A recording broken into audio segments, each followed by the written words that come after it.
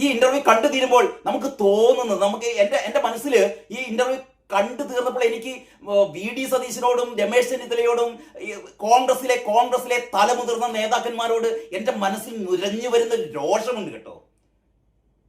ഇങ്ങനെ ഒരു ചെറുപ്പക്കാരനെ നിങ്ങൾ പുറത്തു നിർത്തുകയാണ് കേട്ടോ. ഓരോ കോൺഗ്രസ്സുകാരനും ആലോചിക്കണം ഇത് എത്രമാത്രം നിങ്ങൾക്ക് ഡാമേജിങ് ആണ് എന്നുള്ളത്. കാരണം തനിക്കെതിരെ ഉയർന്നു വന്ന ഈ ആരോപണങ്ങൾക്ക് പിന്നിൽ അത്രയും വൻ ഗൂഢാലോചനയാണ് എന്നും ആരൊക്കെയാണ് ഇതിൽ ഗൂഢാലോചന നടത്തിയതെന്നും ഇതിന്റെ പിന്നിൽ ആരൊക്കെയാണ് എന്നുള്ള സൂചന കൂടി ഈ ഇന്റർവ്യൂവിൽ രാഹുൽ നടത്തുന്നുണ്ട് കേട്ടോ. ആരാണ് ഇതിന് പിന്നിൽ പ്രവർത്തിച്ചത്, ആരാണ് ഈ ഗൂഢാലോചനയുടെയൊക്കെ സൂത്രധാരൻ, ആരൊക്കെ ചേർന്നിട്ടാണ് ഈ ഗൂഢാലോചന നടത്തിയത്, ഏതൊക്കെ മാധ്യമ പ്രവർത്തകർ, ഏതൊക്കെ രാഷ്ട്രീയ പ്രവർത്തകർ അല്ലെങ്കിൽ മാധ്യമ പ്രവർത്തകർ